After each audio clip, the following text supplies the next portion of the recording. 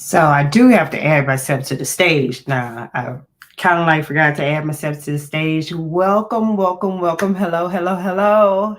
Hey there, hey there, hey there. It's your girl, Martisha Sherman, that unapologetic therapist, here to give you your Wednesday unapologetic on the couch with your girl, Martisha Sherman. Yes, we are doing all things unapologetic, real topics, real things that are going on out here in today's society when it comes to mental health, real encouragement. And we're giving it all with unconditional love. You know, your girl love you. I love you. I love you to life, and there's nothing that you can do about that. I'm gonna love you and love you unconditionally and give you unapologetic advice. So, well, you get a free 1 hour session with me. And sometimes I'll have a guest on here. Like tonight, I have a guest. I'm so excited about the guest that I have that's coming on tonight. I met her at an event. Great young lady. Just you're gonna really enjoy the topics that we're gonna talk about tonight when it comes to being unapologetic about your relationships, being unapologetic about being creative, and finding your niche in what you do in life and how to be unapologetic when you're serving your community. So it's me, of course, Morticia Sherman, your unapologetic therapist. I got some news that you can use. Let's start off with this right here. If you have not signed your team up yet, spaces are very limited, you guys. I have the gym, I have 4 full courts. I have so far 4 teams that have signed up so far. I know you don't want them to have those bragging rights. Come on out there and get some bragging rights and show your community that you're out there supporting, the black and brown culture, of course, breaking stigma barriers, for the love of basketball and mental health. You say you love basketball like you say you love basketball and you want to get out there and support a great cause. It is called For the Love of Basketball and Mental Health fundraiser, where we're out here eradicating, breaking generational barriers. Let me tell you, this right here, it's going to go on way beyond me being here. I'm hoping my grandchildren keep this thing going. I'm hoping my great grandchildren keep this thing going, because you want to know why? It's all about breaking generational curses. Every generation should be breaking down barriers, eradicating stigmas that are sometimes associated with the things that we as human beings need to stop. We need to stop holding on to these cliches and these old things that we were taught back in the days and bring it together. Come on, sign up. The dates were changed March 29th and 30th. If you want to know how much it is for a team, it's a 3-on-3 half court game, $250 for 5 members of your team, 3 on the court at a time, and we're doing FIBA rules and regulations. So it's the first team to, I believe, I forgot how many points it is, score it is. But just think about what you're doing that's impacting the community.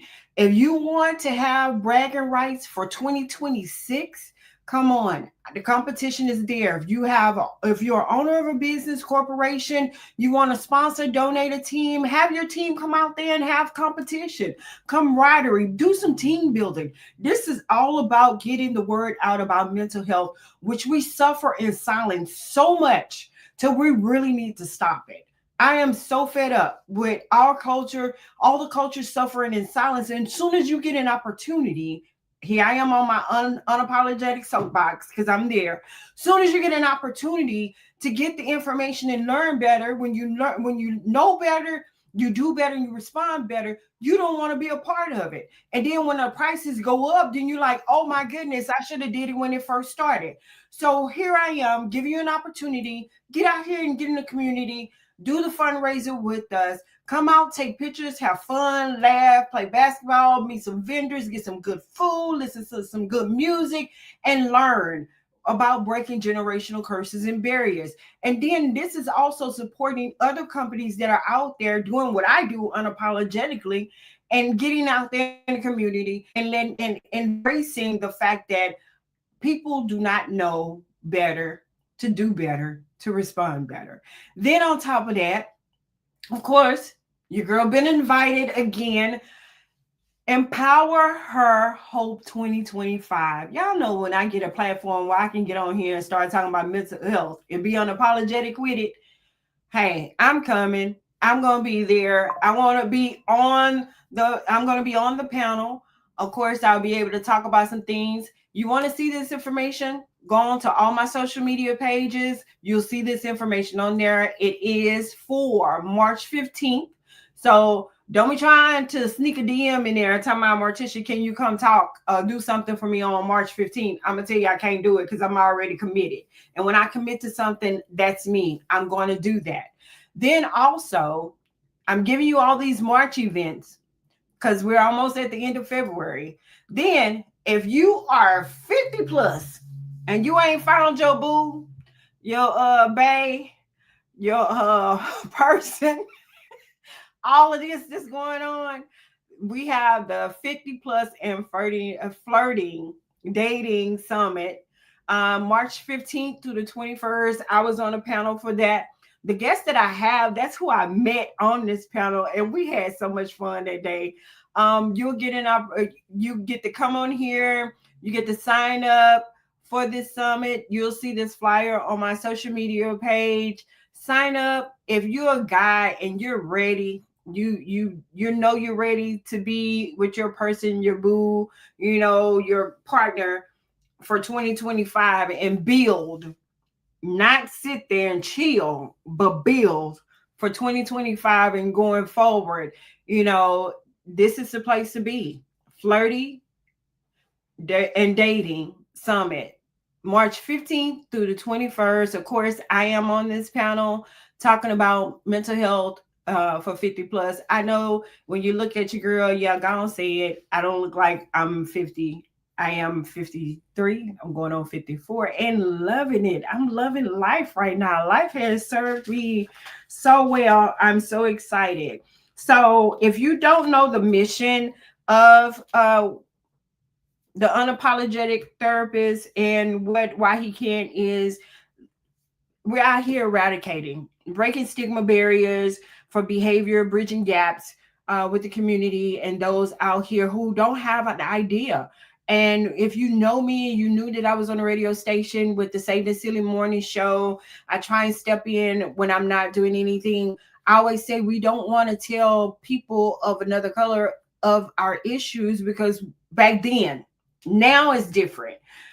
Back then, when our ancestors were older, they didn't have they knew of therapists, but they were community. It was like community, let's talk, because they was too afraid of what they would say will be held against them. So now you have an opportunity to sit with someone who can relate and who can understand what it is and what's going on and be able to give you that advice, give you a guidance, give you direction. And also, I'm going to also include in what's the difference between what is a therapist and a coach. So what is the difference between a counselor and a coach? You'll learn about that once you follow me. Go to all my social media pages. What I would like for you to do the most before my guest comes on, because she's waiting in the wings. I'm so excited to talk to Reagan. Yes, Miss Adams. Yes, I see you waiting in the wings. What I would like for you to do is like, share, and comment. What I would like for you to do is like, share, and comment, and go to our YouTube channel. Go to the YouTube channel, like, share. You never know who needs this information. I always say that I'm an information highway, that I am for everybody. I may not be everybody's therapist, but I know someone who can and who will be able to give them the advice that they need. So like, share, subscribe to our YouTube channel. I would like to get up to 100 people. 100 people for me on my YouTube channel is like saying that I have 1,000 people or 1,000,000 people subscribe, because those 100 people are saying, hey, I believe in what you're doing and I want to be a part of the community to get the word out about mental health and mental health awareness. So without further ado, I'm going to bring my guest on. Hi. How are you? Great. about yourself? I'm doing well. I'm Okay. sorry about this harsh light, the light that I'm in. So hopefully it's not too bad for you on that end. So let me tell you, I've been doing this podcast since October, and if there's an issue with light, it's a growing process for Yeah, me. Everything comes with growth because if we start off everything perfect, then where can we grow from? right. If everything starts off perfect, there's no way that we can actually grow from what it is that we're doing. So, without further ado, let me tell you, I had an opportunity to meet you. Was it back in December that we did the event with Miss Sharon? Was it I'm gonna December? say yes. Okay. And when I met you, it was something about the dating pool that we were talking about that was going on because we also had a gentleman there who was like he just loved younger women, and we were like, oh, okay, we get that you like younger women, but was it you or the other guest that was like, hey, have you ever tried someone your age and know that they already had it, because you already know you don't want children, you Right. already know these things, but he was just really a good conversation to have about how not all men think, but the way he was thinking, it was like, wow, I would have never, if you're thinking that way, I wonder how many other guys are your age. Because he was over 60, I believe. And he was Hmm. like, yeah, I want a woman 30 something. And I was like, in my head, and I'm very unapologetic about what I said, what I was.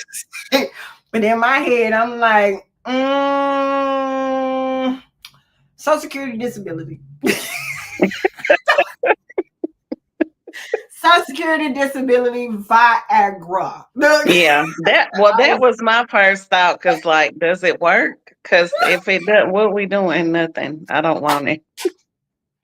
I don't know. And I know, like, when we get well, for me, when I hit 40, my sexual, like, it started peaking. So if it doesn't work, I don't want it. But that's just me. Maybe somebody else is different. Well, we jumped into that, but let me tell you, my audience. Reagan Miss Adams is a dynamic relationship coach, speaker, entrepreneur, who dedicated to redefining modern day dating and self discovery. So you're from Tennessee, Knoxville, Tennessee. Yeah. Let Yeah. me so your brand and your vision was dating is dead. Who killed it? And the Build a Man work. Oh, that was so funny to me when you said that. The Build a Man workshop. I was like, is this like the Build a Bear type of thing where you take the heart, you take the stuffing, and you take and when I said that, it went into creativity. You take the heart, because I'm sure there are a lot of individuals, males and females, who, if they could build a relationship, would take something from each part of a relationship and build that one person. But there's no way. That's That- so. That is so. I. I. I. Ooh. That is so. I got stuck because there's no way possible, because then who are you really learning when you got all these pieces? It's already enough. God takes us, and when we're broken apart, he takes us and he turns us into this mosaic tile. And I said that in my book, how God takes it and turns it into something more mosaic. But you can't take all those pieces of that person, because in that piece that you're taking, there's some positive and some negative to that piece when you're trying to build that. So tell me your creativity into that, because there's another part of your business that I'm so in love with. So tell me about that. So the Build a Man workshop actually came from my personal story. When I was about 17, 18, I always knew I was going to be married. And so I made a list of all the attributes that I wanted in a husband. But those attributes that I wrote down were trash. Like, I wanted a drug dealer. I wanted a man who smoked weed. I wanted somebody that had money. Because that's what I grew up around. So I grew up middle class, but what I grew up in around me were drug dealers. And so that's what I wanted. And I wrote all of those things down. And about 8 years later, I married the exact thing that was on my list. And so I was married for 14 years and kind of feet ahead of that, what God told me to do was write the Build a Man workshop. And it is exactly what you said. The women that I coach love to build their man. They want to take a piece out of each person that they've dealt with. If I can have a little bit of Roger, if I can have a little bit of Timmy, this will be great. But what we shouldn't do is try to change somebody. And I think a lot of women want to change or feel like, if he just had this and I can change him or we can get together and he'll love me so much he'll change. You should never start a relationship out thinking that you can change somebody. And that's exactly what I did with my ex-husband. And so, what God told me to do is go back and write a book, the Build a Man Workshop, and start from scratch. So, what he did was he gave me the anatomy of a man. So, it's a blank canvas. And what you do is you do build your man. You talk about how you want him not only to look, but the parts, the heart, the hands, the head. But we're going to describe them into detail because a lot of the time when women ask God, God, send my man. Well, he can send you whatever man he wants to, but the enemy also heard you too. So we have to be specific. So if we're talking about a heart, okay, so we know everybody has a heart. What kind of heart do you want him to have? A generous heart, a caring heart. So we go in and not only talk about the physical, but the other things. But also the Build a Man is a play on words. I believe women, for the most part, have not been taught how to treat men. Mm-hmm. Men know how to treat us, be a provider, be a protector, all of those things, open the door, make sure, all those things. But women were cook, clean, and have sex, not be a support system, not know your own purpose. So you give him something to support as well. So we weren't really taught those things. So the build part is learning how to build your man up as well. But then the flip side, again, what I notice is the women, the things that we're asking for, we're not ready to receive them. So Mm-hmm. naturally, we can catch the man, but we can't keep them because we don't know how to. So I give all parts of that in the workbook. So yeah, you're building the man, but that's really only 10% of the book, to be honest. We're doing a lot of self work, um, making sure that you're accountable, pulling out those things, those ugly things that you don't want to talk about, and just preparing yourself for purpose by yourself before you can attract anybody else. And see, that's a very rare topic that you talk about because unless you were raised around the right type of grandmother, the right type of mother, the right type of aunt, the right type of community when it comes to a man and respecting, because the word says a woman is to respect her husband.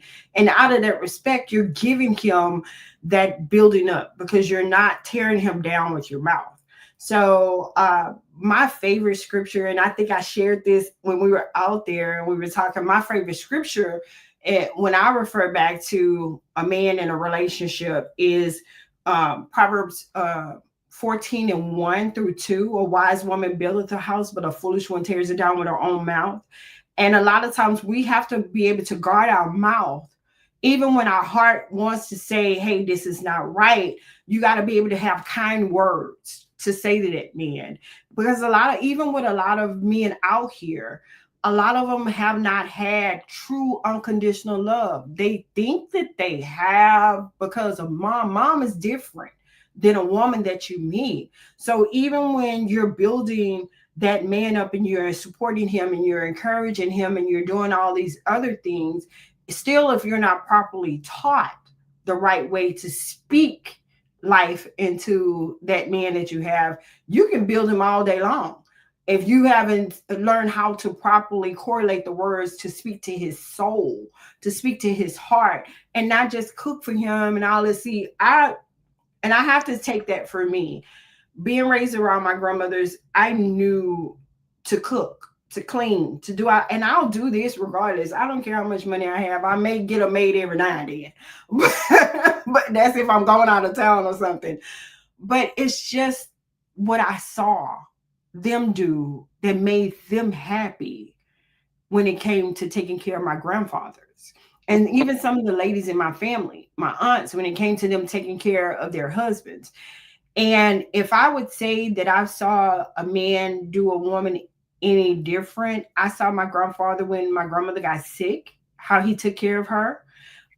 Even for aunties and uncles, I've seen that type of dynamic. But then I was just telling a young lady yesterday when I was talking to her, for us to break generational barriers and curses of how we are to see the man and how men are to see the women, we got to tear down those barriers, those mind process thinking, negative thinking, stinking thinking of this is how a marriage or a relationship is supposed to work, without getting the true fullness of how you're supposed to have, supposed to take care of your spouse.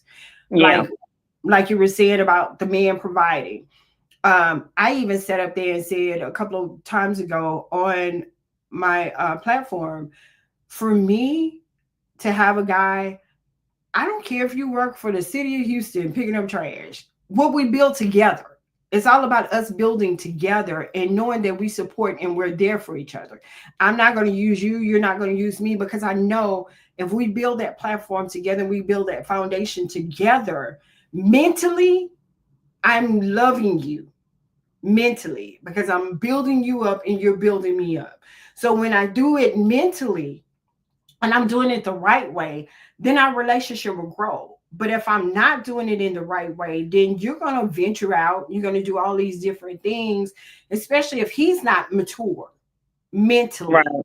to be able to do Mhm. what he needs to do for us both. So when I talk about me, I'm talking about us, but a lot of women don't see the us.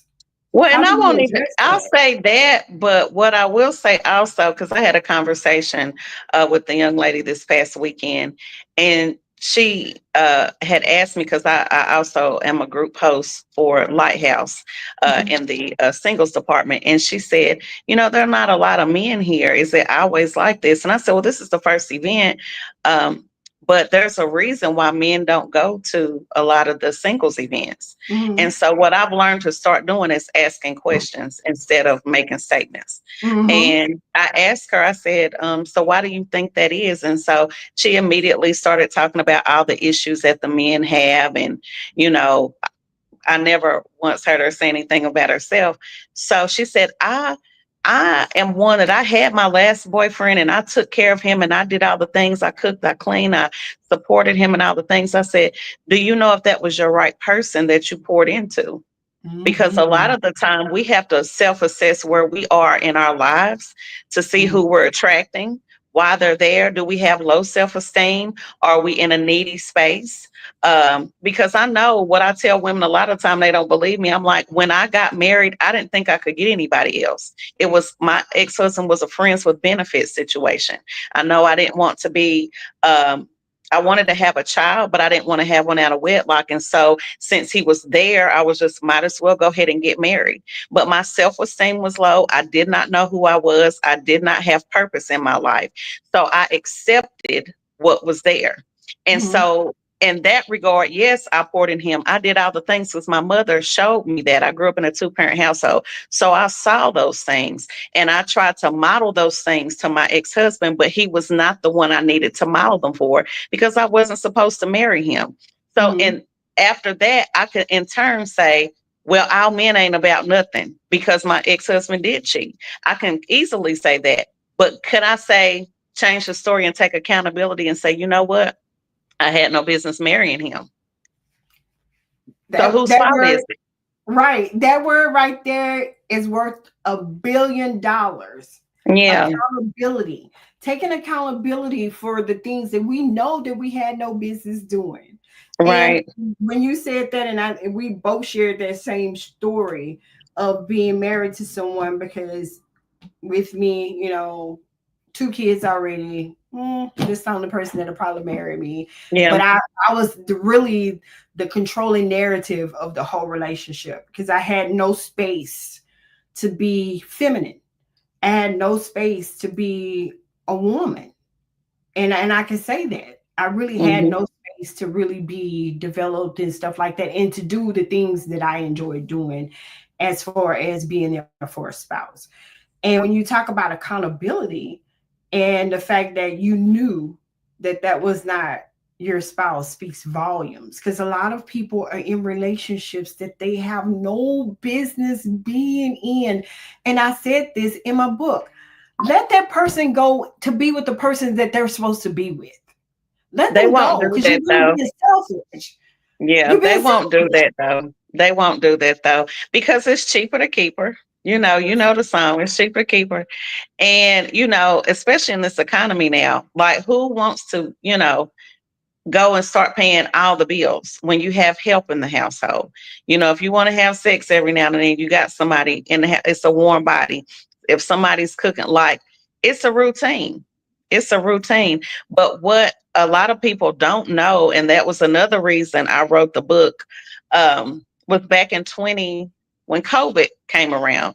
God had already told me there were going to be a lot of relationships that were going to fall by the wayside because what Mhm, happened during COVID? You had to go in the house with your person. Whereas before the world was open and you could just go and do and be however you wanted to be. But now you got to be in that person's face. And now you know who you married to. Now you know, mhm, and it's like, I don't like this person. I don't like this. Um, you saw a lot of deaths going on of spouses. mhm, And I kept saying, Lord, like, why are you allowing this? And mhm, God really has a call for marriages right now. I don't know, like, if women understand that now, but it is like, and I'm going to say your responsibility as well as mine to prepare them. We have mhm, to have them change their mindsets. The mindsets that they have right now, they will not be able to obtain the husbands that they're asking God for. It's not happening. There is mhm. a not an order. The order for dating and relationships and marriage is wrong. The man is the head of the house. And if you don't subscribe to that, that's cool. But God created marriage. And if you leave him out of it, good luck to you. Like it's not Oh, happening. And so what he was telling me is he was allowing these deaths and separations and divorces to take place because he has room for marriage. And he has some things to do here on earth that the husbands and wives need to be together to be able to do it. And so, I keep hearing there's pee in the dating pool, but what did we do when we used to pee in the pool? We stayed in and we still swam. And so we need to continue to be able to do that now. Just swim, mhm. continue to swim until you find your person because God is literally putting these relationships together as we speak, but you have to prepare for it. You have to. And see, what I'm noticing is in the groups, the couples and the groups that I'm dealing with, and I thank God for the mandate, to be able to get out there and do the creativity, because I'm getting a lot of couples inside of my sessions. Hmm. And what I'm finding out is, even though the pandemic happened, a lot of the men that are coming there, it's like, hey, whoa, I just don't want, to do my part in the household anymore. I don't want to, I just want to sit back and chill. No, there's no sit back and chill. But because people have defined or redefined the head of the household and what it really is, that's the part that I see that we need to get back to. Understanding what the head of, and it's not the head of household where you can just go and run over the woman and do all this other stuff. And oh, so I'm taking care of the house. I can do whatever I want to do out there in the streets, like it used to be back in the days where grandma had all these kids and grandpa came home and gave the oh my goodness. Grandma came home, grandfather went to work, came home, food was ready, but don't worry about what I'm doing out there because all the bills are paid. Right. Well, the whole mentality of that is the woman is like, hey, I don't need you to do that now. I can pay all my own bills and stuff like that. No, when God created marriage, He created helpers. It's a help meet situation. You're helping your mate out. So all this 50-50, 80-20, 70-30, no, it's 100-100, because you're an individual person. You're two individual people that are coming to become one to make things work. But Yeah. if you don't have God in the midst of it, also there becomes an issue because you have no sense of direction. I also want to tag into something you said about the men not wanting to take a certain position. One of the things, or two, well, yeah, one of the main things that I've always said, even when I dated, even with my ex-husband or dated after that, when a man really likes you, you don't really have to ask him to do much. And when Mm-mm. you do ask him, it's going to get done. And 9 times out of 10, if he really, really like you, he's going to be a step ahead of you. And that also goes back to what you were saying about a lot of people aren't supposed to be together right now. When they stop trying, it's over with.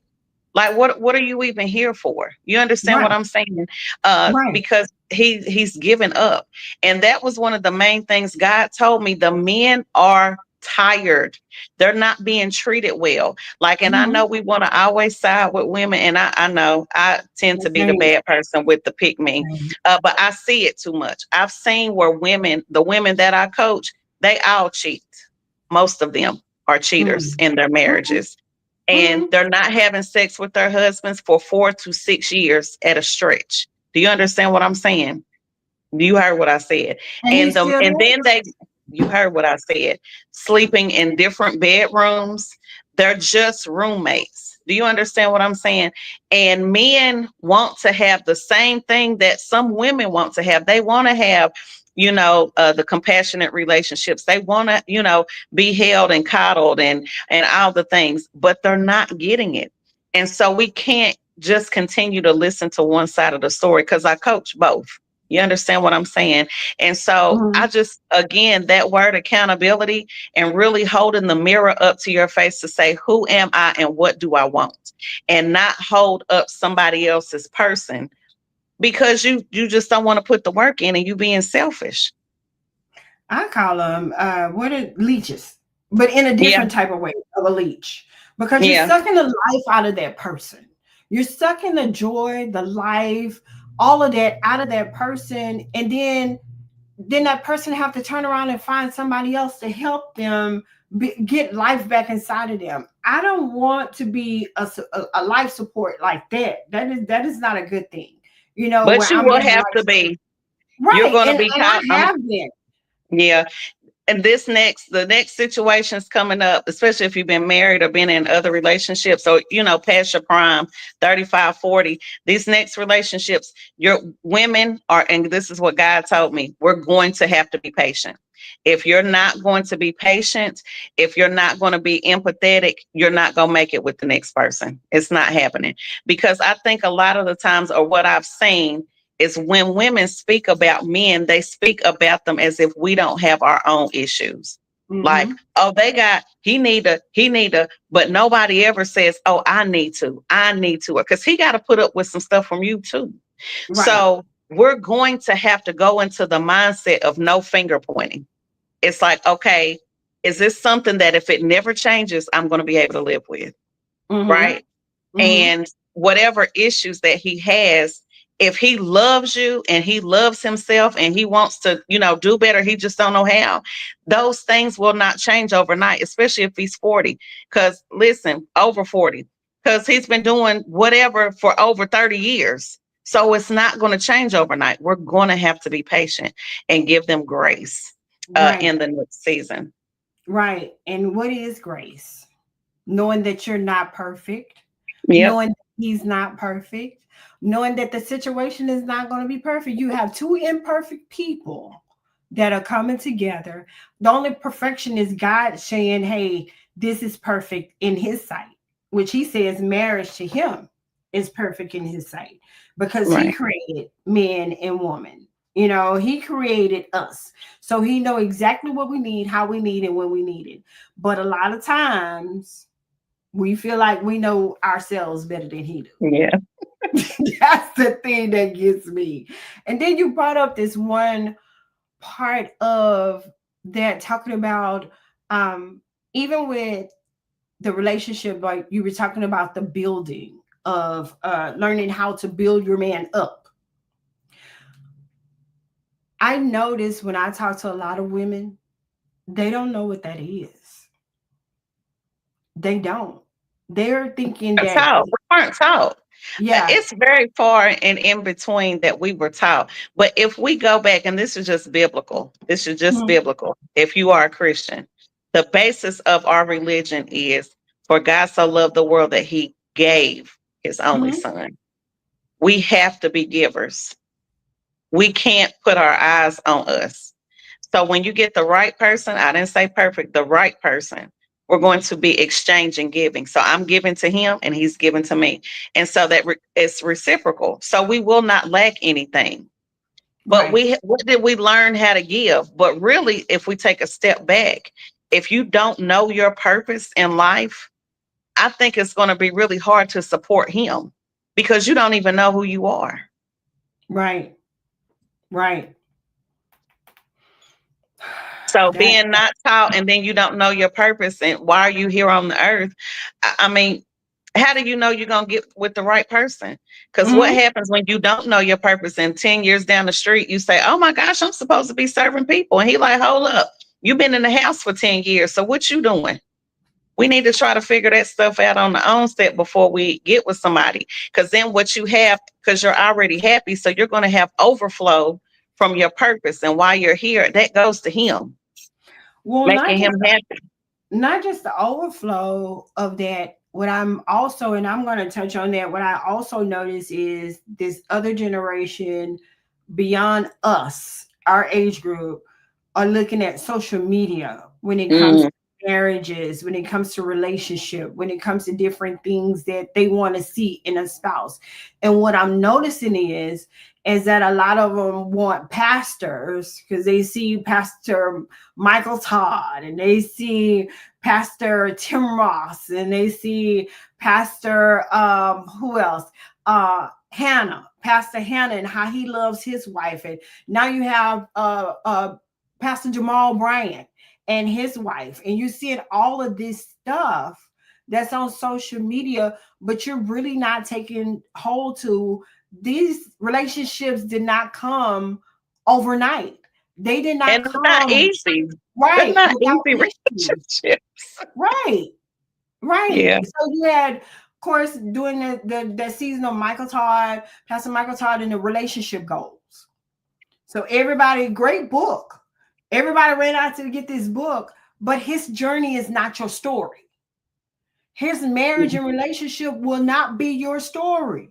He's just Mm-mm. giving you, he's inviting you in the process of how he learned and how he went through the process of his relationship. And just like the Bible is a guide. It's used as a guide to show you what not to do because those people had already been through it.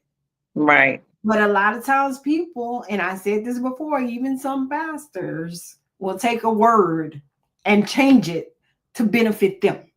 Right.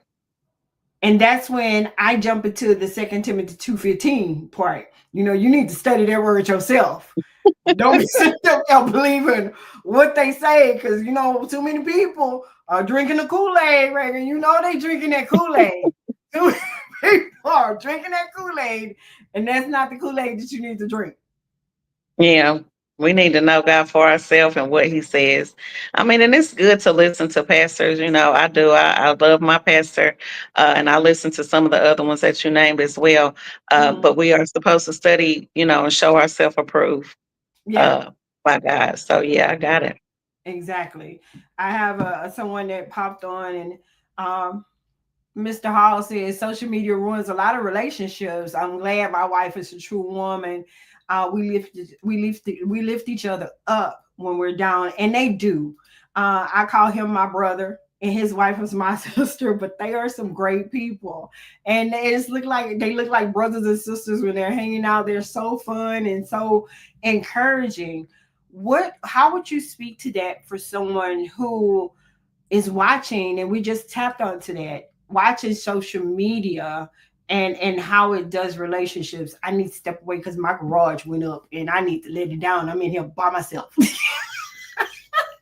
Are you there, Reagan? Did you freeze?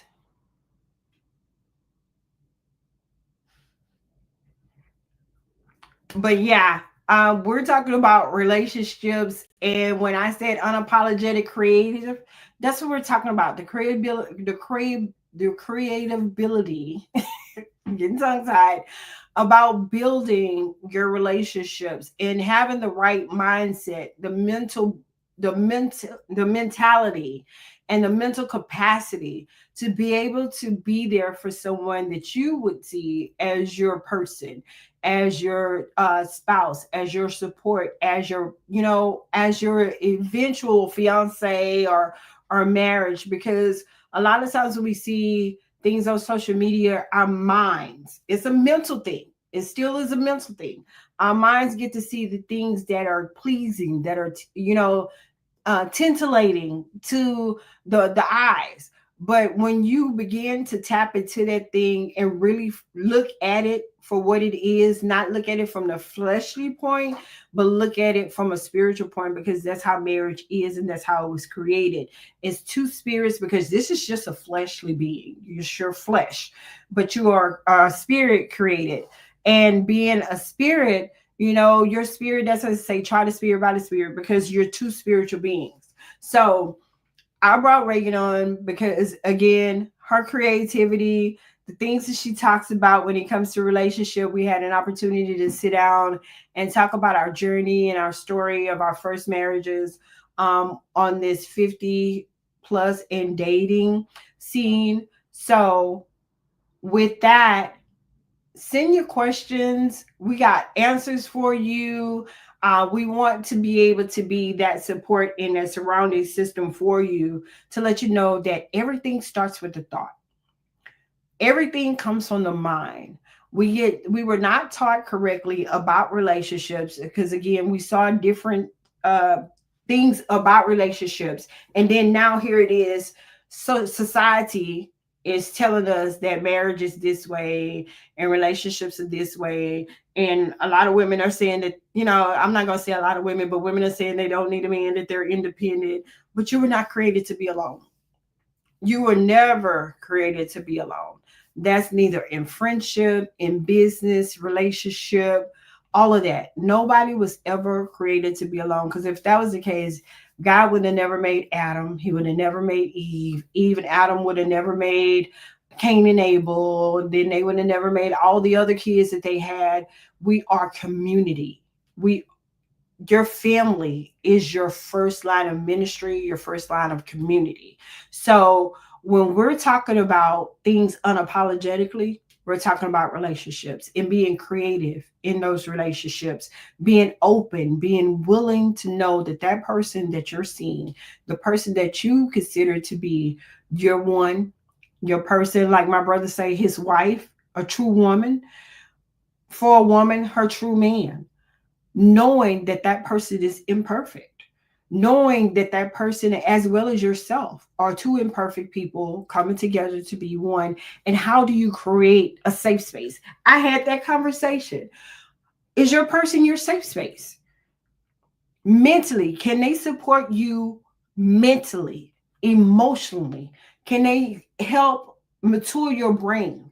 Even though they say your brain when you're young does not become fully developed until you're 25. Well, in cases, your brain is still developing. It's developing on how to love unconditionally, because we are so conditioned on love. We're so conditioned. I'll do this for you, and this is how I show that I love you. Because we're taught love is a noun, it's an action word. Well, unconditional love is the best way to love somebody, and that's without conditions. Because a lot of times, love can turn into conditions. I love you if you buy me this. I love you if you do that for me. I love you if we can do this and we can do that. But that's why I invited my guest on tonight. I love her story. Her book is amazing. She's going to tell you about that. She is very creative. You know, they say dating is dead. It is not. You know, we were taught differently. Everything is was being taught differently. Everything has been done so different, because why? We have this new age of communication. Oh, if you want to see how a relationship is, go. You can't see grandma, because there's no more grandmas and grandfathers and all that like they used to be back in the days. Now it's social media. Social media is telling us how to have relationships. Yes, ma'am, I got you back.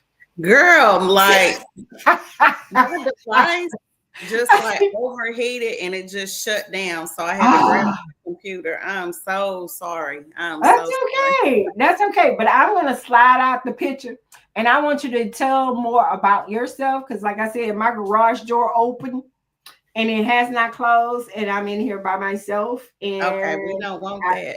yeah, so I'm gonna scoot on out for a little bit. I'm gonna let you do that. Go and tell the people about you. Okay, so hey everybody, my name is Reagan Adams, and I just recently moved from Knoxville, Tennessee to Houston, Texas about 2 years ago. I moved here to grow my business, and I am in the business of relationships. I have an event called Dating is Dead, Who Killed It? That is a relationship panel.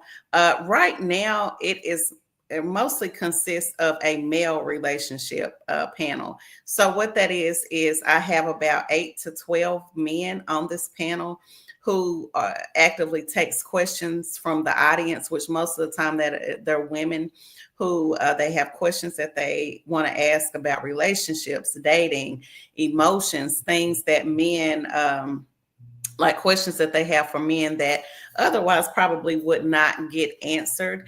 And so we open up that relationship panel because sometimes women have a lot of questions and we want the answers to them. And so I'd like to provide those answers from the men. Like if women or single women want to be with men, what better way to get the answer than to talk to men? And so definitely provide that avenue for women to be able to ask those questions. So I had my first event back in October here in Houston. I am going to start continuing to have those events in the coming months. We're looking to have it at least once a month to go to maybe twice a month and then have like a big event like we had the last time, which would last maybe like a weekend.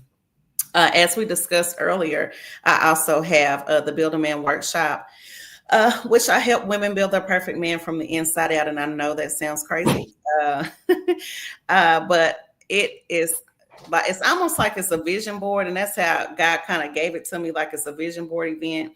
But we're not actually doing vision boards, but I do have a workbook where we kind of work things out. But Habakkuk 2:2 says to write the vision and make it plain. And so, what I know a lot of people with vision boards like to cut pictures out and post the pictures. But in the book, I know, Man, but don't do it. You on that topic. Go ahead. I'm gonna let you finish, and I'm gonna tell you yeah, about it. but God told us to write the vision and make it plain. And so, vision isn't just your life as far as like business and getting with us with marriage, but how you want your life to go. But you can also write the vision when it comes to your love life and petition God. And when you have those pictures on paper, that's not actually who you want to marry. So if you're cutting out just some random man, you don't want to marry him. If you're cutting out a random house, what does the foundation look like? What is this the house you want? Like this is not what you're asking God for. Now, no shade to anybody that does the vision boards like that. This is just what God gave me when it came to the Builder Man. And so I kind of call the Build a Man workshop like a vision board for relationships of sorts, but we're writing everything down because that's what God told us to do, right? And so, also, I have a new business that I just started called Patches and Perspectives, which I'm super duper excited about. It's personality patches. All of my businesses start from purpose, who you are, getting to know who God said you are, and to work in your purpose, and also who your personality, what's your personality. One of the things I see a lot with people are they don't know who they are. Especially with social media, it's good to take pictures and look pretty and get your hair done and all the things. And I'm traveling, but at the core, who are you? And a lot of us are scared to show who we are because we don't really know. We just get pieces from people. And so Patches and Perspectives is kind of like a sip and paint, but no painting. We do hats. So I have, this is one of my hats that I made for myself. I don't know if you can Mhm. see that. And so this one says, you can't take nothing from me but notes. And it just has, different things on it I that need kind of that. just describe your personality. Look, you like, wait a Yeah, minute. I need that hat. Yeah. Unapologetically, I need that hat. Yeah. One of the things, and trucker hats, they're very prevalent here in Texas. So it's not like I came up with this concept like, ooh, everybody, a lot of people do trucker hats. And I don't just do trucker hats, we do purses, jackets, jeans, all the things. But I like the trucker hats to be more geared toward us. And when I say us, I mean brown and black people. Uh, Mhm. I want our hats to be able to tell the story. So I have like the big patch is like the main character. Who are you at your core? Because this is something I would say. You can't take nothing from me but no's. And it's true. You can't, right? The Right. other things are the supporting characters. There's other parts of your personality that support the main. And so when we build the hat or we build the purse, it's always a personality. We name your personality. We name who you are. We talk about who you are. So it's not that we're just coming to make hats, coming to make purses. We're going to dive into your purpose and who you are. Every event has a conversation piece to it. This last one we talked about, it was called, oh my gosh, The Pursuit of Happiness. And because we were doing purses, so it was a play Mhm. on words. But what is standing in your way from being happy, right? A lot of us pretend to be happy, but we really Mhm. aren't. So we Oh talk yeah. about those things. So again, all of my businesses, it sounds like a lot, but they all deal with purpose. They all get to the core of knowing who you are and why you're here in the world, and then just being happy from the inside out, in and on purpose. So that's And it. that's the best thing that I love about it. And I want to go. I'm gonna spin back on something that you said that I talked about weeks ago. And for those who are just joining us, we've been having fun talking about things about relationships and this dating situation that's going on, and preparing ourselves mentally for our life journey partner. For our person, and knowing. But when you talked about vision board, Yeah. man, January, I talked about the vision board and how people were getting ready to do all these vision boards and cutting out these pictures and not really truly understanding what a vision board really is. They just want to go and be a part of things that are going on. And I even threw out there people paying 35, 45, 55, even up to $250 just to go and create something on a board by cutting out pictures from a magazine. And like you said, of a man that ain't even a man that you want to be with, of a house you can't even pay your rent. If it's $1,200, you struggling to pay every month, but you want a mansion, then you want this car. You have a Nissan Kick and you can't even keep up with notes. And if I sat inside of it, I'm trying to move stuff out of the way that you didn't left inside of it because it looks like you live inside of your automobile. But Yeah. you want a Maybach or you want a Mercedes Benz and all this. It starts with the mind. And Mhm. until you change your mindset, these things you can put those things on the board. Not to say that they won't ever happen, but Yeah. it's not going to happen the way you want them to happen because Yeah. your mind has to be redeveloped. It has to be. I used to say this when I was in ministry, which I'm still in ministry, but when I was over 39 ministers at a church that I attend, and my pastor allowed me to be over 39 ministers and deacons and stuff. And I always say we have to debunk, we have to deprogram our minds because we were taught wrong. And that's why I love, like I said, my favorite scripture for a woman is Proverbs 14, 1 and 2. A wise woman building a house and a foolish one tears it down with her own hands, meaning her mouth. You can build your house with your mouth and you can tear it down with your mouth. But then I also love 2 Timothy 2:15.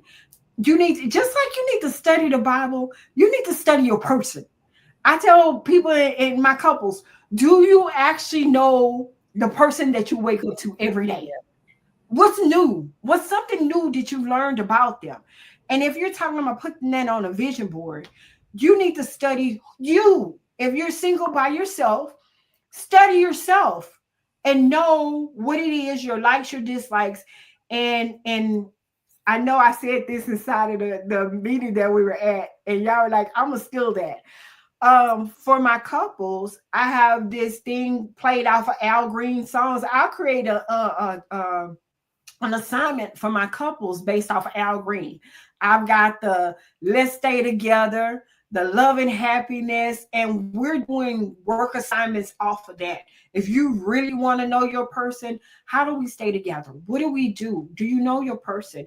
Do you know what bothers them? Can you tell by their facial expression if they're happy or not happy?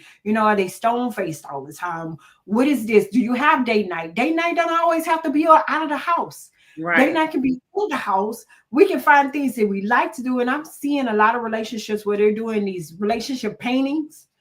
I Yes. think that that's so great when you can sit there and have a paint and sip with your person Yep. because it's fun. You get to know that they're not as artistic as Yeah. you think they would be.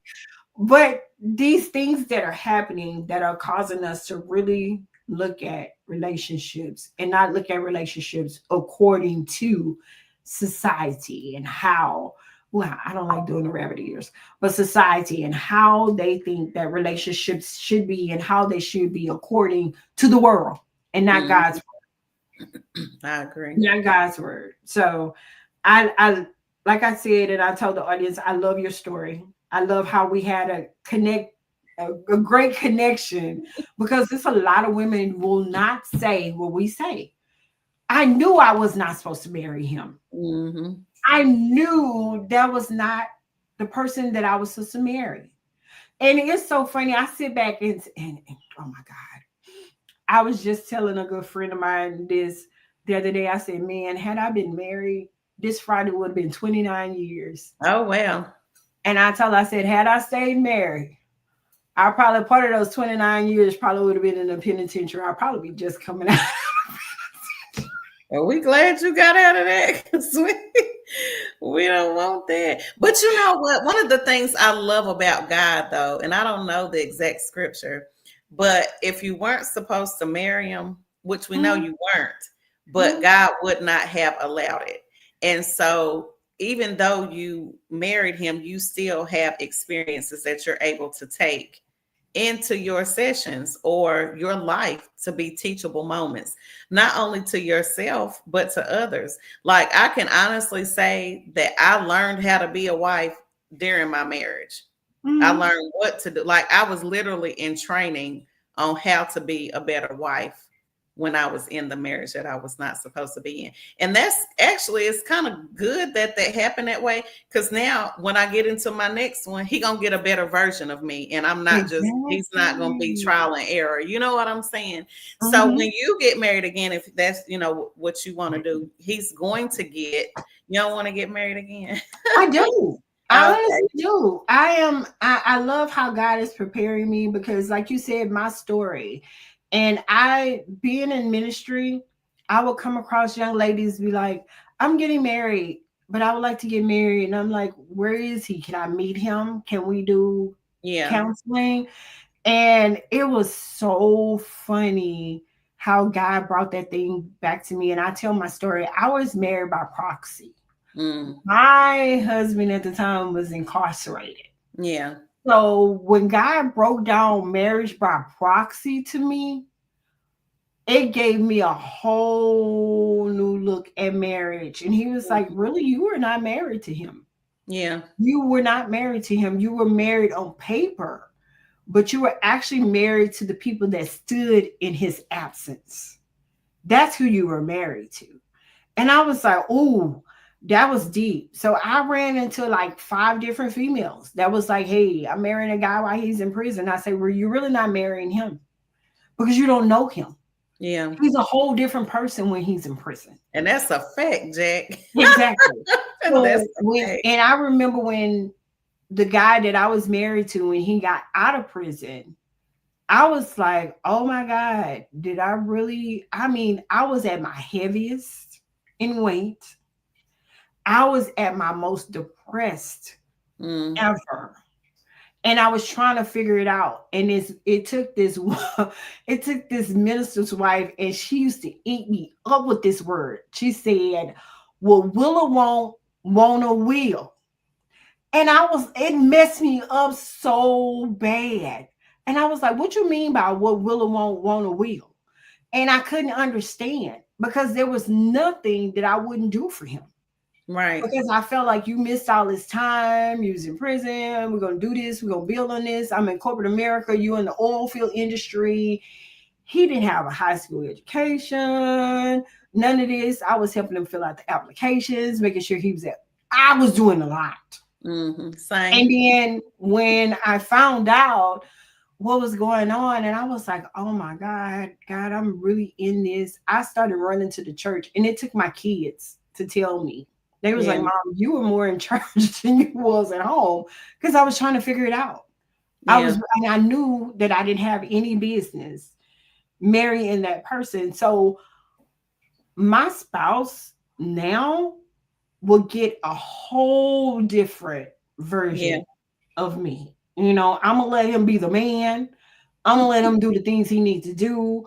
Yeah. And every time when I want to do something, God always say, hands off. And I'll throw my hands up. And I'm like, Yeah. hands off. Don't Yeah. touch it. And you know Let what? him figure it out. I can really I can agree with what you were saying about you having to do a lot of things for your husband, because I had to too. And one of the things which I know God allowed him to go to prison, because once I started, it gave me time to work on myself. And once I worked on myself and he was coming home, God had given me a dream, because I'm a dreamer. So had given me a dream that he was coming home early. And Mhm. so he was like, you need to ask him, like, what is his plan? So I did. He was basically like, I'm going back to the street. I'm blah, blah, blah. But he was always an entrepreneur. So he was like, well, you can help me, blah, blah, blah, blah, blah. And I was like, yeah, I'll help you, but you're going to have to get started doing, certain things. But he was so used to me doing everything that he could not fathom the thought of having to do some things by himself. And by Mhm. that time, while he was gone, I had no choice but to kind of throw myself into my businesses, because God told me I couldn't stop once he left. So I was really moving around a lot. So I really couldn't stop and help him like I was doing before. And he could not fathom that thought. And so it made me then think, why did I help so much? Like, why was I doing all of this? But it was really because I was in a needy space. And if like I needed him to need, I don't know how I can explain it, but how I was there for him, I needed him to be there for me that way, but that was the only way that I could express it. So Mhm. if he needed me, that was a reason why he wouldn't let me go, because I'm good in this area, right? Mhm. Mhm. But it was wearing me out, and I didn't know that until we separated. And I was like, I can't continue to do this. Like, I have to walk in my calling too. So that became very frustrating Yeah. as well. But I mean, like I said, I'm not glad everything happened, but I'm glad it happened that way, because like I said, it was a lesson, a learning lesson. And for that, I know, now know what my purpose is and where I can actually be a help me instead of coming in and taking over on everything, because I can tend to have a takeover spirit. But you said something in the beginning when we talked about, the relationship, when you wrote out the things you wanted in the relationship. Not many women will sit up there and say, hey, I want a drug dealer. I want a guy that's out here on the street making money. I I want did. this. And the stuff that you said that you wrote out on your list, I was I like, did. what woman would sit up there and say, I want him to be able to be a street hustler? Now, I know for me, I sat up there and I told one of my cousins, actually, she's the oldest cousin in our group. Um, and I sat up there and she asked me, she said, what kind of relationship do you want? What kind of guy do you see you having? And I said this before, I said, I want me a country thug. She said, she said, what? I say, well, I say country because if he country, he like to eat like I like to eat. And he gonna want Yeah, to cook like I want to cook. And I know we're gonna eat. So I yeah, like to eat. I like food. I like different foods. I'm just a foodie. yeah. As a matter of fact, that's gonna be a part of my new segment that I'm doing starting March, which is 30 seconds unapologetic advice, where I'm gonna be talking about things that I'm doing out here as a therapist, Yeah. from food to travel to all of that. 30 seconds, you get to spend 30 seconds with me. Should be enough. Um, and then she was like, well, why the thug? And I said, well, not in a that type of way, but I know that if I go somewhere, I'm safe. Yeah. I don't have to look around and because I don't like to make enemies, but some people become your enemy and you don't even know you have enemies. And having that person around and I say even for the country part, for him to be on the back patio with a wife beat on and some shorts and during the Yeah. summertime in a barbecue pit, I am good with that. Same. It's just the look. Same. I want to Yeah. look. I want to be able to look at you and know that you turn me on at all times. But Yeah. so, Yes. it's But you know, I like think at the heart of that is protection. that. Like the thug part of it, because it was the same for me. Like I the drug dealer, money. You know, Mhm. I don't necessarily love drugs, but money Mhm. came along with that, power came along with that.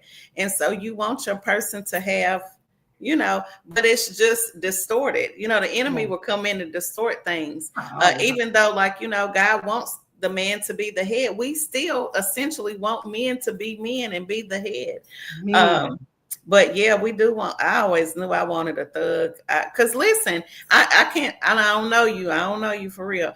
But I know you probably want a man that you can sit in the passenger seat and just close your eyes and let them go. Uh, Like, because we handle so much from day to day and I'm that telling you, we want to we want to step back, but a lot of the times we don't know how because we've been in the driver's seat so long. And so I know you just want to rest. And so when he want to cook, go ahead and grill, babe, whatever I'm going to sit back, I'm going to go make the sides and we're going to chill. You know let what me I'm tell you, saying? So I got it. when I say I got that, I got that. Yeah. I love it to the fact that I can just sit there and to hear him say, I know you got a lot to deal with, and let me drive you wherever we're going. And with you speaking and you doing these different things, I want you to be able to just relax when you're Mhm. there. And I'm like, man, where you been all my life? Right.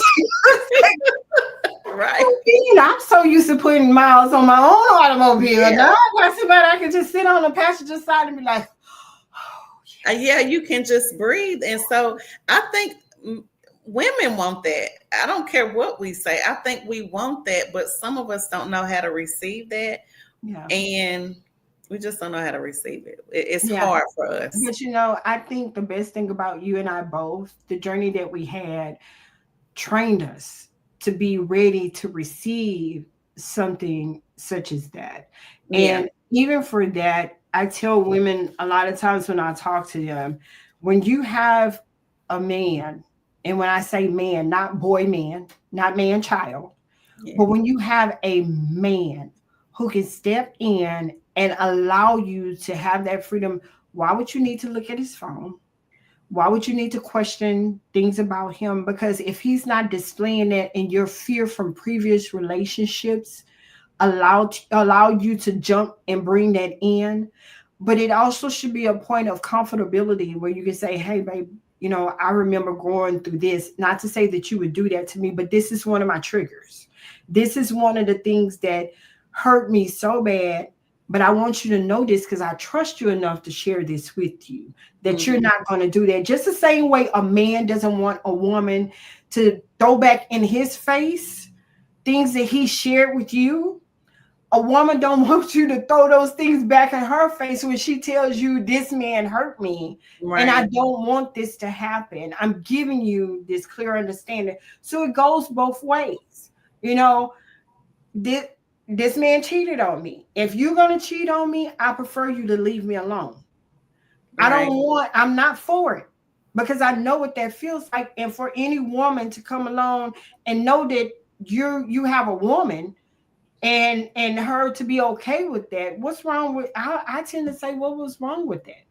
And I understood how that young lady, I think remember the guy from the social media, the one that was the relationship coach when he cheated on his wife and she found out about it. Mhm. It was Jackson, last name Yes. Jackson, remember? Mhm. And when she sat up there and she said, when she saw what the woman looked like, she would go back and look at pictures to figure out what it was about her that was so wrong. Mhm. A lot of women still do that because I was one that did that. I was Mhm. like, "Hmm, Wait, I got job and we got Right. house. We got a two-story house. Yeah. You got everything that you want. We bringing in close to seven figures together, and you still want what's wrong with me? And I had to learn it wasn't me. It was nothing wrong with me. He just was not satisfied with the fact that he was not mature enough to say, "Hey, I'm not satisfied." So Right. Yeah. it took me to say, "Hey, look, I've been in this long enough, and I'm gonna leave." And it's so funny right now to this day. This man do not like me. That's He okay. said, his last statement to me, Reagan, was so funny. Years ago, he said, "I can't believe you did that." He was like, "You was the brain of the operation." I said, "So as long as I was the brain of the operation and the brain was still going and everything was still coming and we had this income and we had this house and we had three cars and two-story house, first house built in the neighborhood. We had all this, our kids were good, traveling, this, that, and the other. And I was just supposed to be okay with what you were doing. Yeah. And you were killing me on the inside Yeah. and on the outside, and I'm just supposed to stay there. So then after I left, and I tell people my journey, it was domestic abuse, it was mental, emotional, physical, all. But then when I left, I had to learn how to find me in it because I lost myself in there, and also to learn that wasn't where I knew that's not where I needed to be. Mm-hmm. I knew he was not my husband. But of course, drug dealer, gangster, Yeah. hood, something different. Thug, but not country. Yeah. See, you just missed it with the country. Yeah, like you missed it. Like if you had the country, it could have worked out. See, No, but it wasn't gonna work out because I had too many females knocking at my door. It was I, not good. I do. I like to have conversations about adultery because I was on both sides of the street. So I actually teach a class about being his side chick and the Delilah effect. And Mm. it comes from being a side chick. So all my marriage, my ex-husband cheated.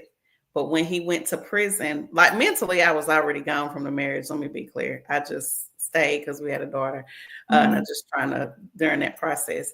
So a few years, like while he was gone to prison, I had an affair. And listen, that was probably the best thing I ever did. I'm going to be honest. And I know that sounds crazy. I know that sounds crazy. But again, we're going to go back to God where it was allowed. Now, was it wrong? Yes, it was wrong. Mm-hmm. But not a but because that negates it being wrong. It was wrong. However, it let me experience a different type of a man that I was not used to. Yeah. Somebody who had a real job, somebody that did all the things that I wanted on paper. Like if I could write somebody down, I'm like, oh, this is it right here. Mm-hmm. This, but I was able to experience it because once I started coming out and started dating, I was going back and dating the same type of guy. And it was like, Reagan, hold up. Like, no, this is not like you've gone, you found yourself. You need to change your thing. So I ended up hiring a dating coach, but even in the process of that, I was still in the midst of the affair. But I'm glad that I was able to experience that type of a man because I saw so much, not even just him, but I saw neglect on his end. I won't go into that just in case. Oh yeah, yeah. They have to come and hear your Yeah. story. But there was neglect. So I saw what it looked like for a wife to be neglectful of her husband on that end, on his end. But then I also saw on my end how I could, like, I neglected my husband. Does that make sense? Yeah. And so, but some of the intimacy things that we had, I never had it before. I never experienced it. So all of it was a learning lesson. So now that I'm out of the situation, I go back and teach. You can be your husband's side chick. You can have you can have, because one of the things like that was so exciting about, having some, because we both had somebody, we were both married, but it was the excitement of seeing somebody. You still had time to yourself. So in your waking life, go make time for yourself. You don't always Mhm. have to be up under your person all the time. Go Mhm. on trips, make your purpose, do all the things, and then come back. Have it spicy. When we saw each other, we always made sure that we look nice for your person. So it's just all of these different things that side chicks do that you can do in your house to keep your person Yeah, right. Um, Also with the Delilah effect, put create a safe space for him to come and talk to you. that part. Yeah. That's the part. Yeah, create that safe space, because what I saw myself doing for him that I did not do for my husband was I created a space for him to lay his head in my lap and talk to me. Mhm. I encouraged him. Like everything that I tried to do with my ex-husband, I did with him. You understand what I'm saying? Mhm. But you can do that in the confounds of your relationship. So again, even though it was wrong, ladies, I'm not telling you to go have an affair. I learned quite a bit from both ends of the stick, from being cheated on to doing the cheating. So So, I brought up this statement from this young lady where we say this a lot. They can do it, but we better not in oh yeah, relationships. And when you're talking about that and being that safe space, that Delilah effect where you can lay there. And what I'm finding out too when I talk to ladies who have that guy who have been through a lot in a relationship, because a lot of times women think we're the only ones who go through stuff in relationships. There's a lot of men out here, a lot of women out here beating men up emotionally, physically, mentally. And then when someone like me or you get him, he's so strong minded till it's hard for him to open up and be hmm, able to feel like it's secure enough for him. And we create that safe space, and we create that space for him to really be okay with, yeah, you've been hurt, I've been hurt, but what do we do together yeah, that's going to help us stay strong in this relationship? And being able to be that safe space for him, and him being that safe space for you, but not shutting down because you're different. right, Because that's a thing that happens too.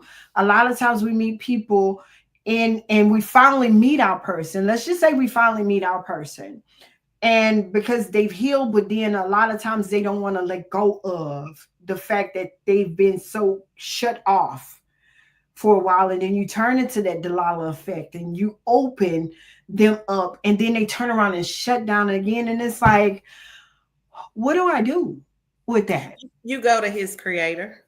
Exactly. Come I on talked now. about that Come today. on. Yeah, because Come on. we as women, and again, I learned this being married. We as women, because we are such the helpmate and we love so hard, and if we're into this person or we love this person, we would go through walls for them, and we just want them to be and do the best that they can be, but we can only do so much, and we Mhm. will stress ourselves out by trying to just continue, babe, what do you need, blah, blah.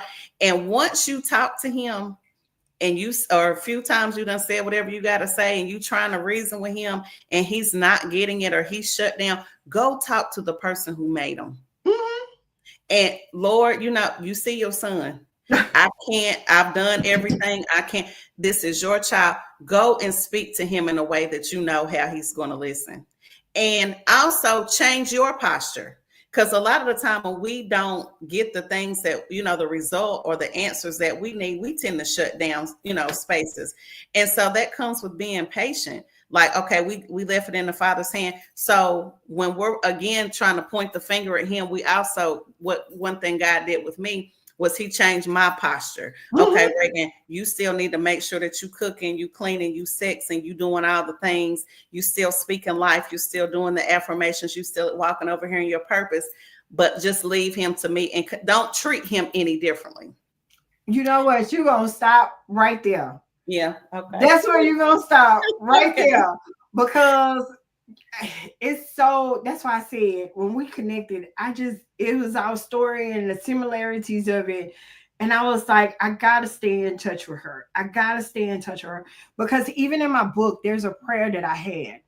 And God would not allow me to release that prayer for my husband in that book. Mm-hmm. Because when I was married, back then you had that book, Power of Prayer and Wife. Yeah, yeah. And I read that, but that was not my story, by Stormy O'Mori. And I'm just gonna give her, her props. She did good. But for us and for me, I had to take that prayer out of my book because it was like to my husband. But then my main thing of it was I told God I didn't want a husband that was so spiritually sound till he was earthly stupid. Mm. I needed him to have a balance because I have a balance. I know who to talk to. And God has me on a point right now. When you said, go to God. Oh, when I tell you, he will shut me up in a minute. He'd be like, sit down, be quiet. I need you to pull back and let your spouse figure it out. Mm-hmm. Let that person that I have for you figure it out. Because if you go back to where you were before, where you were figuring it all out for the previous person, then you're back Right, in the same situation again. right. And I don't want to be there. I No. want to be able to build with you and allow you to figure it out because you're the man. I'm not you. I don't know your journey, but I'm learning you. And in that, throughout the whole prayer, I mean, I just love it because I read it every night. I have to keep it before me because that's how God told me to keep it before me. And one night I was sitting up there and I was reading it. And I had to laugh. I was like, Lord, he said, look at this.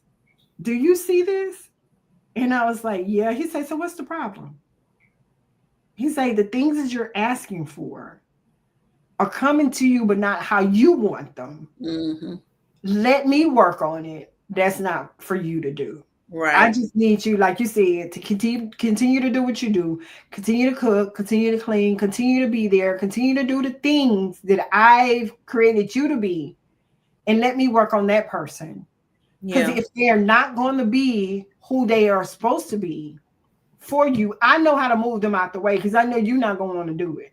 And that's a I'll fact. move them out the way. So, And that'd be my thing. I'd be like, Lord, if you move them out the way, please don't kill them. Just let them go. You well, know, but here's the thing, and that's a prayer. Like, we got to be careful what we say because yeah. even in the situation with my ex-husband, when he was released from prison early, but he still had a lot of medical conditions. So even though we were separated when he came home, our divorce, we started the proceedings once he came home.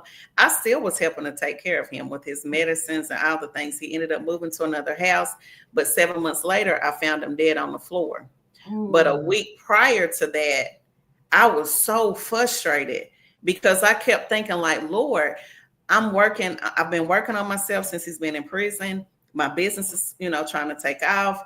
I really want to move, like I had discussed with him moving to Houston, but he couldn't move because he was on paper for the next 5 years. So I'm like, I got to stay here. I'm stuck. I can't move, because going back and forth, because, he was a great father. So I can't take that from him. I didn't want to take my daughter. She had already been without him for over 5 years. So I'm just like, but it was one day he called me and I had to go and get him. And it was just a lot. Like, I was always going to get him, taking him to his doctor's appointments. Like, I had no help. And I came home and I cried out. I said, Lord. And at this, I was mad. I was like, you're going to have to do something. You got to do something. Like, I can't live like this. Our whole daughter's like, I can't do it. And a week later, he died. And wow. so I wholeheartedly believe that when God deals with a person, like, he's going to continue to, hey, you need to, hey, he's going to give Mhm. us reminders. He gives us grace. He gives us mercy to be able to catch on to a few things. After a while, if you stop listening, what are you on earth for? You in the way. And You in and the not way. just that, even in a relationship, and we see that all the time. A lot of people take relationships for granted. And God is like, I didn't give you that for you to take for granted. I gave you that because you were the one who said to me that you wanted this and you wanted that and you wanted this and you wanted that, but you're taking it for granted. So if you want to take it for granted, I'm gonna give it to somebody else who's gonna appreciate it. Then you Right. sit up there, you're mad about the whole situation, but that person was there giving you exactly what you asked for. You know, if you ask for the type of spouse that's going to be there and y'all can share, y'all can grow, y'all can build, but you take advantage of that person and you having them to do everything. You're having them to, you're not helping. You're not Yeah. being a helpmate. You're not being a helper in the relationship. And he's like, hey, I got somebody else over here praying for somebody like Right. this to come over here to help them out. And you want to do that? So how about I don't take you out of here, but I'll move you somewhere else. Or Yeah. what I'll do is I'll change the situation and move that person somewhere else. And when you see them, and this one I'm gonna go with social media, when Okay. you see them all on social media and they on vacation and staycation and on location, and that's all that person asked from you, you gave it to a person who didn't care about you, but somebody that came along that you wanted, you needed, and everything, and you can't even give them that same thing. That's not fair. Yeah. I tell couples that's not fair. You gave everything to somebody that didn't appreciate it, that treated you so wrong, and now you have somebody that treats you so right, Mm-hmm. that makes you feel like that queen, that makes you feel like that king, that gives you that safe space, that gives you all of this that you desire. And God is like, here, I answered your prayer. And he's not doing it as a tease. He's showing you how much he loves you enough to hear your prayers and say, hey, Mm-hmm. you're my child, I'm going to give you this. But then because you're so still unwilling, you went through the healing, but you're still unwilling to give that person the stuff that you said that you would give them in a relationship. And then when it's taken away from you and you get the worst thing ever, the next one you get is way worse than the one that you lost before the one in the middle. And you got a problem with that. I see that when I talk to people in relationships. It's like the person I was with before was so great to me. I never had to worry about nothing. I never had to do with this. And then God sends you somebody that does the same thing, that gives you all the comfortability, that shows you Mm-hmm. unconditional love, and you treat them with so much disrespect, so much discontent about the whole situation. And then when they get tired and fed up and they walk away, you got a problem with that because the next person is not going to do that, not the way that Right. person did Right. at all. So then now you're trying to run, you can't run back because it ain't no running back to that situation. You can Right. stalk the person, but there's Yeah. no running back. But then what do a person do with that? You learn. I tell them you learn from that. Yeah, and go on. Because what we don't understand too, and I had to realize this in myself when I first moved here, I was dating this guy for a brief time. I knew it wasn't going to work out, so it did not last long. But what I tend to try to do when I have dated in the past is pull different things from different people to show that, hey, this does exist. Men do X, Y, and Z, when Mhm, they like you or whatever. mhm. But when you're not used to something for real, you're going to sabotage it. Yeah. Cause you like, why are you doing this? Well, why Mhm, are you doing that? mhm, And you always ask, like, well, I don't understand because I treat him so well, but he's not used to it. He's not used to being treated well. So, no, you're not going to understand why he can't receive this treatment from you. And it mhm, may take him some time to, get used to it. And even though, it didn't work out with you and him, and then he went and got the next person, maybe hopefully, he will learn and it'll pass on through to the next one. But I mhm, know with me, there was a lot of things that I did not receive in my marriage that I received from the dude I was dealing with on the side that mm, showed a lot more care and concern, a whole lot more care and concern. But when he was showing care and concern, I was still like, well, wait a minute, this don't make no sense because I ain't never had this. So I was mhm, questioning everything. mhm, So even coming out of that situation is still a process of learning. But mhm, that's where that self-work comes in. But even when we do the work, the next person we get, we still gonna have to work, Yeah. because it's gonna trigger some things like, well, wait a minute. And like you said earlier, we're gonna have a conversation, baby, because I'm not used to being treated this way. And so, I'm glad that you're doing this, but this is a thing for me, because I don't know if you're doing this to try to get something, or you trying to be nice, or I'm skeptical of everything. So you just gotta work with me. Mhm. So just having those open-ended conversations. If you can't communicate, me and you ain't gonna get along, because I need to be able to tell And you some like stuff. you said, the main key component to that is work. And you got to get it out of your mind that every person is the same. Right. That's when you got to break down that wall and that barrier. Every man is not the same, every woman is not the same. And once we get into the mentality and understanding with our mind and clearing our minds of every relationship is not going to be the same. Some may last longer, some may last shorter times, some may be a brief moment for you to learn something from that. And what do you do when you take it to the next relationship? But we so, as human beings, gravitate so much towards the negative in a Yes. relationship. We gravitate towards the negative. It's the first thing. Oh, he's so nice. Oh, he gonna cheat. Oh, he's so this. And I was just telling somebody, I learned signals and signs when I was married, and my signals and signs were it, and it was so funny. And I sit back and I think about it. Whenever he would mess up, I got gifts. Mm. And the gifts would come from, of course, he worked for the oil industry. So he was really good with the people in the corporate office, the CEOs and stuff like that, because these were independently owned oil for industries. And I would get stuff. And it was so funny. His supervisor, the owner of the company would always say, I sent you that. And I'd be like, why? He said, because he over there messing up. And I just want to make sure that you know that you are loved and you are cared about. When I say the last time, right before I divorced him, the CEO of one of these huge oil field industries, that's how much we were connecting with people in the industry. When he found out I left him, he lost his job. Oh, well.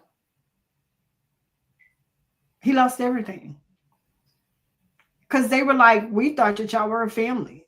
We're doing stuff for the kids. We're doing stuff for this. We know you got children. You work for this. You doing that, and that was it. And that's why I said when I left him, he was like, "You were the brain." No, I was the neck. Yeah. You make decisions. Yes, no, no, Yeah. no. But because it was, and I was told that it was so out of order because I was the head of the house. Yeah. And I didn't want to be. I don't ever want to be the head of the house. I want to be the wife. I want to be the one that you can come and lay your head on my leg, on my lap, and soothe your day. Because I tell a lot of wives and women out there, and men, when we go to work and we go out there in society, we're fighting out there so much. It's a fight outside of them walls, them four walls of your house. Why should you have to come home and fight at home? Right. You If you're shouldn't. fighting out there, you shouldn't have to come home and fight here at home. This Mm-mm. should be your safe space to where as soon as you walk in that door, everything melts off and flows right back outside of that door. And you're in the house and I'm helping you prepare for your next day. So if that means rubbing your feet, giving you a full body massage, doing, because I ain't gonna say that Mhm. unapologetic. I was gonna go I'm somewhere with and you. have I'm tea. with you. Yeah. I'm with you. And I'm massaging you and all this stuff is happening. I'm giving you me, but then you still giving me a fight at home. Yeah. It's not gonna last long at Yeah. all. I can't fight with you and fight outside. Yeah. When I come home and you come home, things should be home. Home should be a place of peace. Mm-hmm. And even if we go outside and we're outside together, I'm praying. I'm covering us in prayer the whole time we're out. You may not know that I'm praying, but I'm Right. covering us because I want us to be able to get back home and be able to be safe in our safe space. And I want us to be comfortable and have a good time together. And because I know that you're fighting out there. So I'm not trying to give you a hard time, but a lot of people don't understand it in a marriage and a relationship. Correct. All right. So we got to have a part two. Okay. We got to have a part two. But what I was saying was when you asked me about the outfit, I said, I'm going to come up with a bad outfit for unapologetic. And Okay. I'm gonna ask Reagan to help me with that patch. Okay. So when I walk in the room, I'm just that unapologetic about my outfit. Okay. Okay. I Yeah. got you. Well, guys, you have met. Thank you for staying on as long as you have. I have had a great time with Miss Reagan. Reagan, let them know where they can find you. I know you gave them a short bit about you. Let them know where they can find you. Yeah, so my personal page is Reagan M. Adams, and that's what is on the screen. If you don't want to friend me, that's fine, but I do post a lot, and my page is pretty much open. I also have Dating is Dead Who Killed It. There's a page, and there's also a group. Our group is very active. So, I mean, if you want to join the group and kind of chat or just look on, that's great. I also have Patches and Perspectives. That is a group, not a group, but that's a page as well. And then All Things Reagan, which is like all of my businesses in one. And Okay. those are all prevalent on Facebook. I'm more on Facebook than Instagram. Okay. Well, like I said, we have to have a part two. I know I'm always on this February being a love affair month. Yeah. I hope that you'll be able to come spend time with us and share. I'm going to share with the people. If you have not, I'm showing you this thing right here. If you are a company, we're also looking for vendors. I'm hoping Reagan can come in with us on this day, on that Saturday or Sunday, if she has nothing to do on March 29th or 30th. But if you are a company, black, brown, I don't care, if you want to get your employees aware of what's going on out here in mental health, we have For the Love of Basketball and Mental Health. This is our last time um, rescheduling this. This is going to happen on March 29th. The last time we rescheduled it because of the storm. And then also we rescheduled it because there was a schedule conflict for 22nd and 23rd of February. So we moved it to March 29th and 30th, still the same location. 250 for the team. And it comes with so many great things when your team signs up. Of course, we're going to have food, fun, games, prizes, all of that, mental health awareness. It's called For the Love of Mental Health, For the Love of Basketball and Mental Health. We're getting out there to impact the community. It is a community fundraiser where we're out here getting the word out. We will have vendors. It's at the gym in Humble. If you want more information, just reach out to your girl on all my social media platforms. If you want to know, we have 14 so far. We have room for at least 14 more. I'm hoping it's a big turnout. I'm putting this totally in God's hand because it was a God ordained idea. And I'm trusting that God is going to take care and do everything that needs to be done for this because, again, we are so far behind when it comes to mental health and mental health awareness and not knowing what's going on out here for us. There's so much stuff. Get out here and get impact because we already know that the person that those people voted in for president was trying to take away all the benefits for people who are of culture to where we don't have benefits anymore to get the right proper care that we need for mental health. He was thinking Mhm. about cutting all that out. So now with this going on, we will be able to help people in the community and so into the community to get families acknowledged and not with the knowledge, equipped with the knowledge about mental health and awareness, because I have over 11 years of experience in this. So I've worked with the mental health industry, with the state hospital, with the Harris County for mental health as well. And then also, I have been asked to be on a panel for Empower Her Hope 2025. I'm excited. Y'all know anytime I get an opportunity to talk about mental health in the computer in the community, I'm doing it unapologetically. So if you want to be a part of it, come join us. It is March the 15th. Come sit and listen, ladies. There's so much, there's so many powerhouse speakers that's going to be a part of this. Come join, come sit in. And where I met Reagan at, the Flirty Dating Summit 50 plus, March 17th through the 21st. You can come join if you're single, ready to mingle. Just don't be like Nelly and get hot in here and take off all your clothes. We're not asking for all of that. We're just, be around. Don't be OPP. Don't be about other people's property. We need you to be single, ready, flirting, ready to date. And even if you're not ready to date, just come be a part of the summit. You may learn something about yourself before you start dating. And just come be a part of it. Again, it's March 17th through the 21st. Be on the lookout on both of our social media platforms. We'll keep you involved and informed of all the information that's going on in the community. Um, come There's some great announcements going on. Come April 1st, I'm doing a website launch. You'll get a chance to see my new website. Of course, it had been down. March, I'll start new groups again on grief. Y'all know me. Grief come in so many different packages. It's not just about losing a loved one. You can be grieving from leaving home, being empty nesters, having a divorce, starting a relationship, starting a new job. Starting March, be on the lookout. The calendar is going to go out there on what days I'm going to be doing groups. Then I also shared on there that I'm also going to be doing 30 seconds of unapologetic advice starting in March. So you get a chance to see my life and what I do, how I keep up with my hair, what I do, how I dress. Now, I don't start from the point of showing you from the beginning of how I get dressed. You'll see the clothes that I'm wearing for that day because you know that I have 8 to 5 already while I'm out here in the community. I love my geriatric people. Guys, if you have a loved one that's over the age of 50, check on them, please. Check on them. Check on them, do a mental health wellness on them.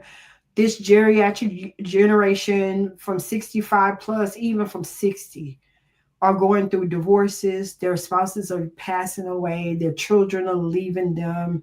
Check on them, show them some love, let them know that you're here for them, and be the face of God here on this earth for somebody, not just yourself, because you're not here just for you. You're here to share the love with other people. Reagan, again, we got to get together so we can work on my outfit as well as set up a time where we can come back on here and share the love with the people about relationships and building relationships. Much love to you. I appreciate you for coming on and sharing with me. Um, Talk to you soon. Okay. Thank you All for right. having me. Thank you. Enjoyed it. Bye. Bye. Okay, you guys. Thank you again to my guests. Like I said, when you learn better, when you know better, you do better and you can respond better. This is your girl, Morticia Sherman, the unapologetic therapist. I know we went over. I thank you for staying on with me and hanging out with me. You can catch the replay. Like, share, subscribe. YouTube, we'll have some shorts coming in.